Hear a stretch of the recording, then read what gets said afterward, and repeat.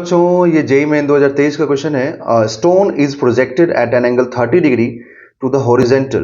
The ratio of kinetic energy of the stone at the point of projection to its kinetic energy at the highest point of flight will be. Okay, देखिए अब यहाँ पे पूछा गया कि ratio किसका, kinetic energy का, कहाँ पर, eight the point of projection जो काइनेटिक एनर्जी होगा वो, एंड जो हाईएस्ट पॉइंट पे होगा वो।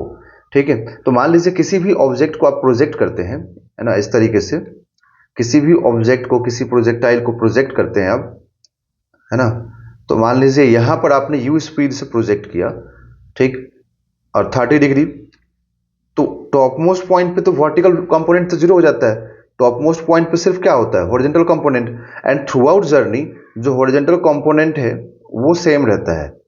मतलब ये हुआ कि यहां पर जो हॉरिजॉन्टल कंपोनेंट होगा ना वो u cos 30 डिग्री ही रहेगा।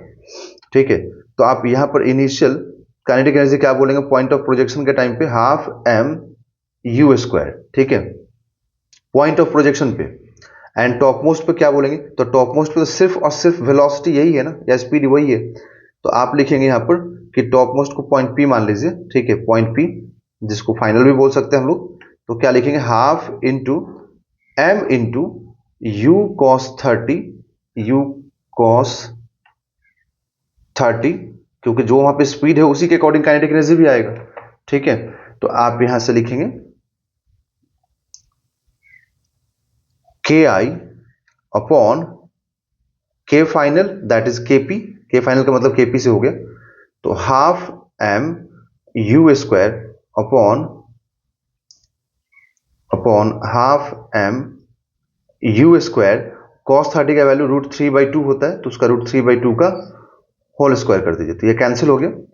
ठीक है, तो अब यहां पर 1 अपॉन √3/2 का होल स्क्वायर। ठीक है, तो यहां पर initial kinetic energy upon final kinetic energy is equal to 4/3। ठीक है, क्योंकि यहां से आएगा क्या, नीचे में यहां पे आएगा 4। ठीक है, यहां पर तो ये 4 आएगा ना, तो ये जाएगा ऊपर में, तो क्या होगा 4/3, तो इसका आंसर हो जाएगा 4/3। That is option number 4 is a right answer.